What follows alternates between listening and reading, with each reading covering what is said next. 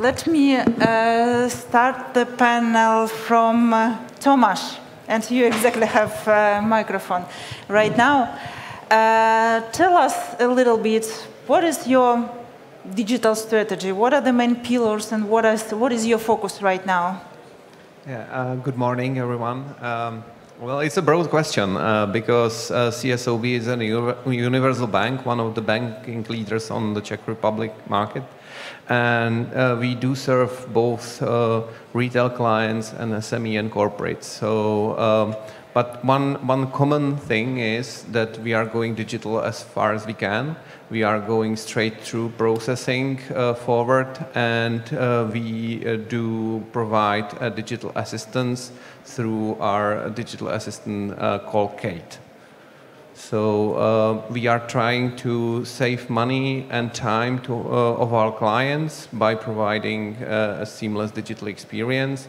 All of the technologies that you've been presenting with, we are actively using. And thanks for that, guys. Okay, let's talk then maybe a more in detail about biometrics for business customers, because for individual customers this is more common thing already, that this is used for everything, for their payment authorization, for onboarding, either mobile or online. But for the business customers, yes, it is. I mean, this year we had a great improvement here in the CEU region. I will show it a bit later in my presentation. But yes, we see that as a payment authorization, biometrics is implemented for business customers, while for the customer onboarding, this is still not a case. So I would like to ask first Federica and then Petr and Tomasz, if you can also comment on your bank, Václav, you as well. How it can be, because I'm sure it can be used for the business customers as well, because under each company there are persons, right? And a second question also here, is there any prerequisites for the implementations of biometrics in the banks? Maybe even in the sense of IT infrastructure, whether, it should be changed, I don't know, for microservices, right, which is a trend now. If there are any prerequisites also to implement it maybe faster. Yes, so, hello. Yeah, it works. There is something called Know Your Customer, right? It stands for KYC. Yeah. This has been in the market for quite some time. There is a brand called KYB, which is Know Your Business. It's part of the same framework. But basically, if you follow the same procedure to verify the identity of your customer biometrically, it doesn't stop you to do the same with a business. Because at the end of the day, there is a person that is responsible of this business behind, right? So you may appoint the responsible person, the representative person of this business, and make the verification biometrically. And once that you want to get access to this business, so you can also use the face or the voice, you need to verify the documents, of course. You need to run a complete IMM verification behind the scenes, just to be sure that the person is not a suspect or is not listed in any of the lists that is available all over the world. But this is something that is interesting when we talk about this before. I think this is the next step for the banks. First, do the eKYC for the customers using this experience, and then start expanding this to the banks and to the business, because this is something that is available already. Yeah, exactly. I mean, primarily you are verifying the person, right? That's the important part of the verification. Even behind the businesses, you are typically verifying who is the person sitting in front of the computer. And after that, of course, for business customers, you need to do some verification of assignment of this person, but it is kind of a background check rather than the user experience that the customers can actually see. So what we actually can see in our projects is that the processes on the front end look suspiciously similar, almost. They are very similar for retail customers and for business customers, with some relatively minor deviations. But what is happening on the back end, on the background, in the backstage, basically, it's significantly different. You do a lot of additional checks and controls, and practically it depends on what department you are in. If you are on a user experience side of the department, you should be designing simple, straightforward process. If you are on the back end, you should be purchasing additional registries and checks and services to make it work. Václav and then Tomáš. Sorry, I would maybe have two comments to add. I mean, from my perspective, I would say the technology is not the issue. I mean, the only issue with technology is to choose the right one. That's probably the toughest part. And I would say it's definitely a business decision. Whether you want the retail customer to be authenticated with the same method as you are in the business, or for some reason you want, if you want to approve some payments in terms of the corporate account by another authentication method. So that's only it. Maybe one more comment to technology. I think that we should not underestimate how quickly it is improving. I was making presentation at Masaryk's University in Brno for the students about some neat tricks with camera on mobile phone, and the neat trick that we were able to do using some computer vision algorithms was to recognize there is a face, basically drawing a rectangle around the face. Today, we are not only recognizing the face and recognizing which person it belongs to and recognizing the person is alive and genuinely present, everything backed with AI and all these new technologies, but we can do it in 5 seconds very quickly on every device. And Tomáš, do you use biometrics? I love the optimism of the tech guys here. Welcome to the banking world. We are regulated. And therefore, unless your regulator recognizes those options, you can use them at your own risk, meaning you're not going to use them. So we are using actively all the methods that currently Czech law recognizes, and those are namely two. We can either use like 1 crown payment through another bank, because we know that some other bank met the person who's sending the money, and that's enough to acknowledge the identity. Or we use the bank ID scheme that is part of the law, and so those are two only options that we can use for onboarding clients into our bank. And yes, we can access state registries to verify the companies. However, we still need to link the companies with the responsible persons, and that has to be done in a legal way. So with the biometrics, yeah, we are using those for authenticating into our apps. We use those for authorizing the transactions that can be done based on the agreement with the client. And these things do bring higher customer experience and also help with the security. However, regarding the onboarding, no, we can't do that, sorry. Okay.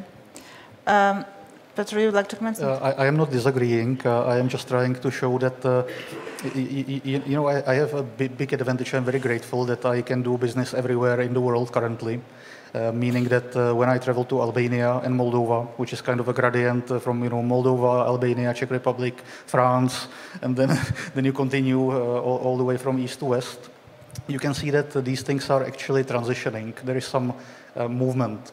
In Albania, this is the first year where you can do digital onboarding. In 2021, you had to go to the branch to verify the customer. In Moldova, this will pass in 2023, so it is a good year to actually start designing the projects for digital onboarding. And I think that this is always this difficult thing of timing of your decision-making based on some strategy and where the world is going versus the current law, because you cannot really launch something that goes against the law. That doesn't make much sense. But at the same time, if there is a legislation transition that you can predict or see, it's probably good to start your projects for digital onboarding half a year or ideally 1 year before it, because let's be honest, on presentation everything looks simple, but then we get to, for example, you need to change your terms and conditions.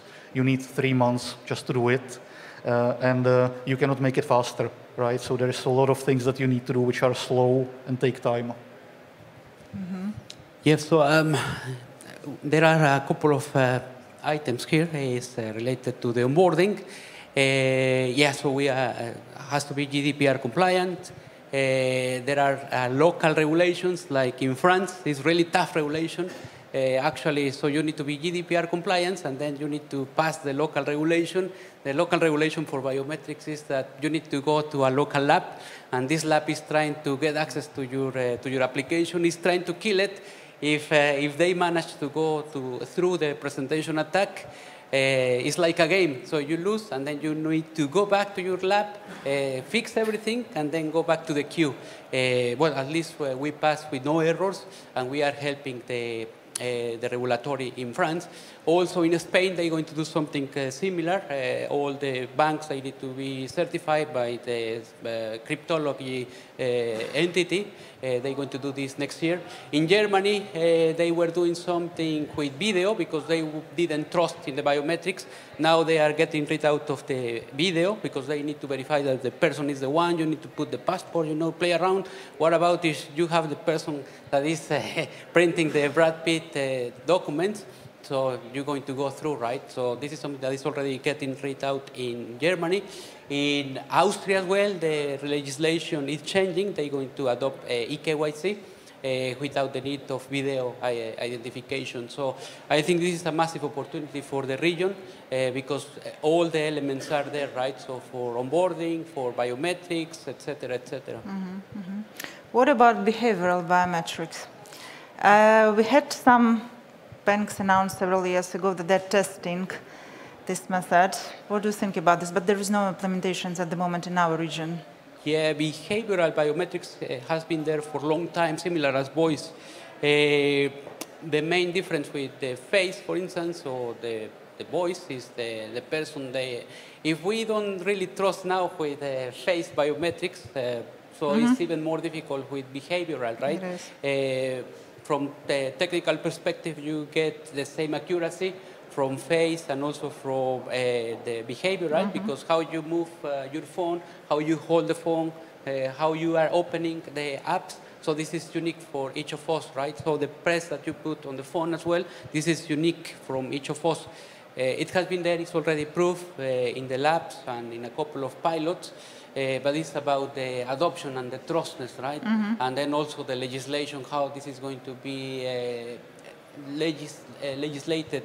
It's already the face and the voice is legislated, but the behavioral is not, at least here in the European Union. So this is the main question, when is going to be implemented? Well, if I can add to that, for onboarding, definitely, as Enrique said, but you can use it actually for quite a different purpose, and that would be checking whether the user of your mobile app or online or internet banking app is the one you expect to. Because as Petr said, we are actively experiencing quite a lot of phishing attacks, and we are actively working on using the behavior biometrics to check whether the transactions can't be fraudulent and whether the client hasn't been a victim of a phishing attack. So this is ongoing. Okay.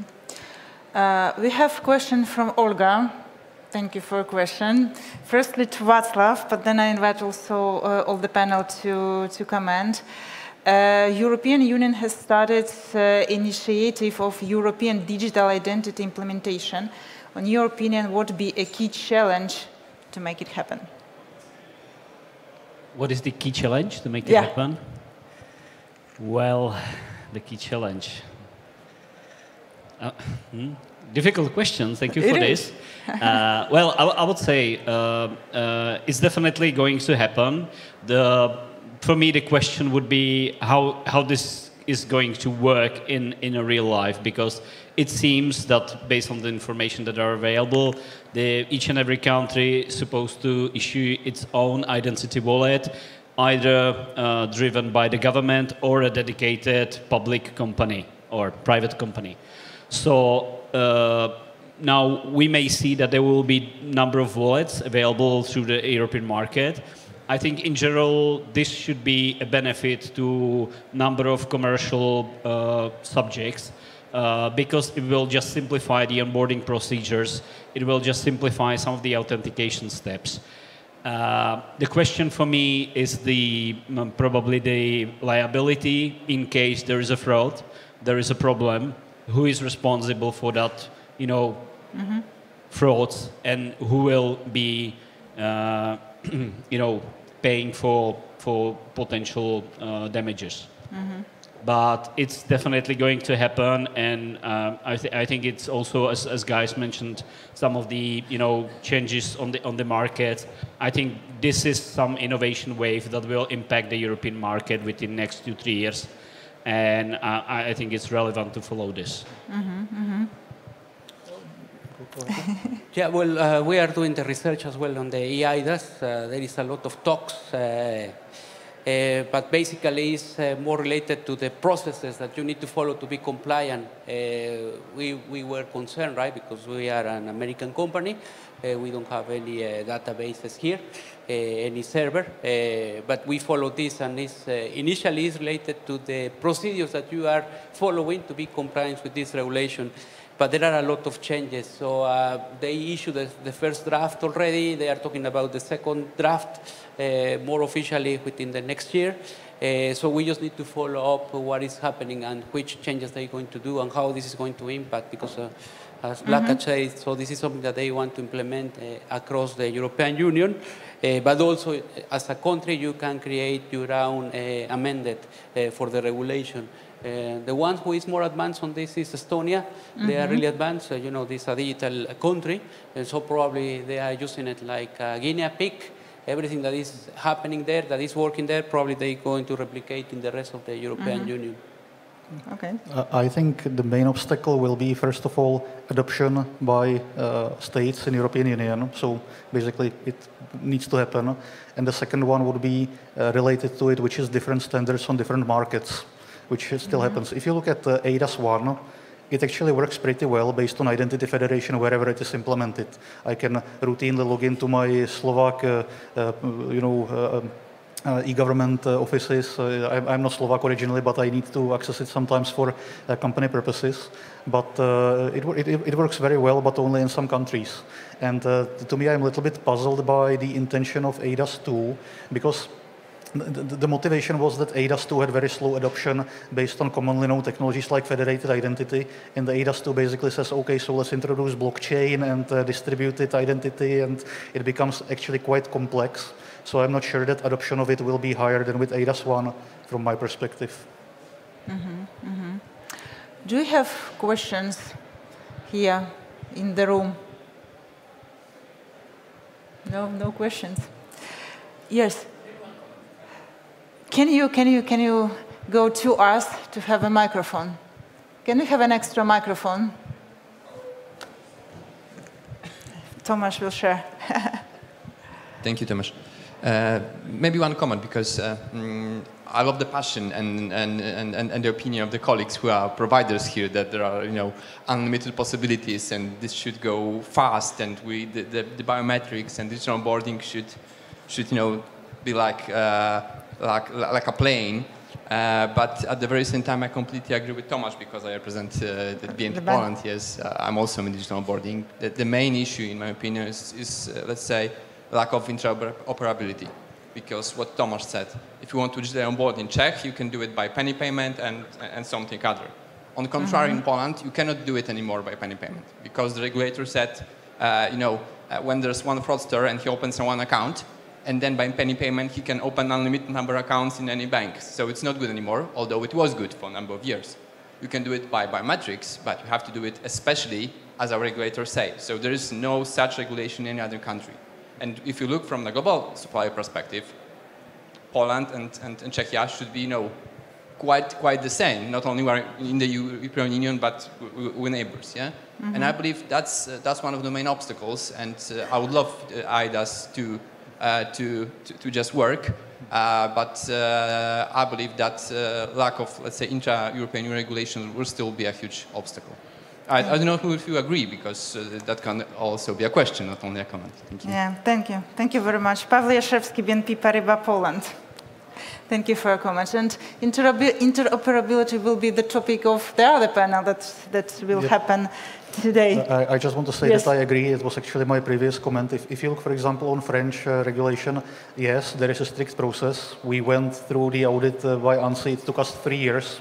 You know, we did the Czech Ministry of Internal Affairs. They were done in 2 weeks. You know, and so it is slower. At least it's meritocratic. I think that in France, you know what you need to do. It's very clear. And they allow video identification as one of the mechanisms of onboarding. In the Czech Republic, not possible. Quite a big problem. It is really possible that most of the Czech citizens will opt in to log in through French identity elements because it will be just easier. You know, that's quite an issue. And obviously, it needs to be a shared effort to try to push the direction in some common goal, into some common goal. Well, if I can comment on the challenges with the introduction of the EU ID wallet and IDAS 2 regulation, I honestly hope it's going to be a better regulation than PSD2 was. That would be really helpful. And the second point would be, I hope that the governments will measure what are they really capable of in introducing these technological changes, and they might rely on some trusted partners, for example, like banks, to do this implementation for them or help them significantly. So these are my 2 wishes for this area. Maybe some questions? Okay, then will be my final, but also complicated question to all of you, to all the panel. What is your opinion right now is the most effective and seamless digital onboarding of the business customer? Because what we have now in the CE is mainly onboarding is happening in the online banking channel. If you talk about digital onboarding, this is happening mainly via the online banking. Why the mobile banking, I mean, it is still not the case. Now we hear that, yes, several banks announced that they will move and focus on the mobile first, and this mobile business customer onboarding should be available, but at the moment, this is not the case here in the CE. So what is, on your opinion, the best, the most effective and seamless customer onboarding? Balancing, of course, between the security and the seamless customer experience. Václav, let's start from you. Okay, difficult question for me, but from my perspective, and I would divide the business customer into 2 major segments, and one is SME and another one is probably a larger company. In terms of SME, I would definitely support what Peter was explaining about mobile onboarding and using a number of combinations that should and works pretty well. In terms of companies with a larger entity, I would probably suggest that the best onboarding is on branch, because the digital will be just too complicated. Agreed. I want to point out that mobile application actually presents some great opportunities. You have embedded camera, embedded sensors. It's typically much easier to do some of the tasks that are required compared to the online banking. And look, if I think about Czech market for a while, the first bank that provided fully digital mobile onboarding for retail customers was Moneta Money Bank in 2019. At the time, everybody was thinking what they are doing, what are they doing? It doesn't make any sense. Who would use it? And these skeptics for the first year were mostly right, because number of opened accounts was single units per week. So you invested in this huge project, new technologies, everything, with no effort. But slowly, the market was getting accustomed to such type of service, step by step. Currently, it's a market standard. I think that Airbank was the next one. Then we had couple more banks, and currently every single bank provides digital onboarding through mobile application, and it's the preferred method for retail customers. Actually, currently it's more onboarded customers than on the web channel.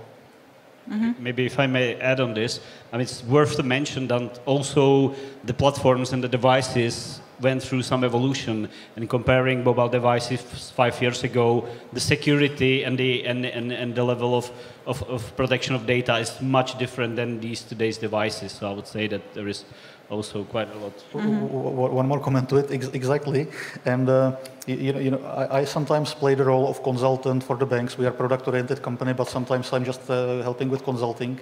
And I am meeting this same requirement from all banks. We need to be innovative, so we need to copy what Revolut does step by step, exactly, right? So it goes a little bit in a different direction, but Revolut does a very good trick. They are convincing the user through user experience that the process is actually smooth, but it contains the same steps as with every single bank. You can onboard the application very quickly, but not really. You still don't have any account. Then they tell you, let's verify your account. They do some additional steps. And then they tell you, let's send money to your account. This is how they handle penny payment. And from the user's perspective, this is like watching 1 3-hour-long conference versus watching 10 smaller pieces on YouTube, right? 10 smaller pieces are perfectly digestible. Every now and then I binge watch some series over the weekend, so I spend, all day just watching some series, half-an-hour episodes is perfect. If it was one single movie, it would be quite painful. And this goes also for user experience and mobile applications in the same way. Yeah, so I'm going to steal 2 key words that you said. One is the skepticism. I think this is the main challenge for the customers to onboard remotely, because they don't trust, right? They say someone is going to store my biometric information, my face, well, no fingerprints. If I onboard, or my document information is going to be all over the places. So this is the first thing that is the main challenge, how we can provide the confidence to the market that this is secure, that there is nothing that is going to be stored that is going to cause any damage. So this is the first thing. The other is, once that you convince them, is the user experience. Another word stealing from you, the user experience. So we see this in several markets with already deployed the digital onboarding and the biometrics. Initially, the customers, they still go into the branch because they are not sure. For instance, they need to present the passport to read the NFC chip. They are not sure how to read it. They position, they just give up. So there is a lot of education that you need to do with your end customers. We recommend to have videos where you explain. Each of the phones, they have also different ways how you can accommodate the passport to read the NFC chip, or how you need to put the face in front of the camera. So it's about educationally, right? So you can place this in your website, explaining how they need to open the bank account. And the other that is also good is that now you can open the bank account remotely. You don't need to download the app. This is the other thing that we realize. You may have an old phone that you don't have enough space, like me, in your phone. So I don't want to download any other app, right? So if I can manage to onboard myself only by a link, so this is something that is going to be very helpful. But basically, just to finalize, today you don't need to have the latest technology on the phone for onboarding. As long as you have a 1 megapixel camera, that's good enough, right? Officially it's 2 megapixels, but 1 megapixel is enough to capture the face and the document. Okay. Tomasz? Well, I think that the best onboarding experience is the one that actually works. The trouble is your legal context might be a bit different. Petr mentioned Revolut. It is nice regarding customer experience. However, we've experienced quite a lot of businesses being held for at least 30 days before the whole AML KYC checks were complete by Revolut. So that was painful. We started small and slow. We started with a web process. We started with pairing it up with €1 payment. Unfortunately for Polish colleagues, it's no longer viable. However, in Czech Republic, it still works. We do benefit from the fact that we can access the state registries, and therefore we can allow our clients to provide us with less amount of data, because we can access those directly and we don't have to verify them. And the process takes some manual work on our part, but it is usually next business day.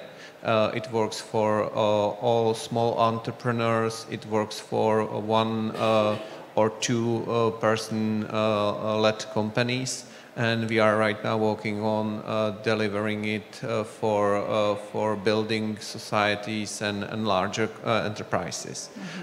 So my suggestion would be, in your case, do start small with something that is easy, because it was very surprising for us when we introduced the process through web. It wasn't really Revolut-like, it wasn't as fancy. However, our intake of clients increased by 30%. We really were amazed that through web it works. So please go ahead, try it in your context. I can suggest you're going to be pleasantly surprised. Thank you very much. Thank you to my panel, Tomasz, Enrique, Petr, and Václav. Thank you.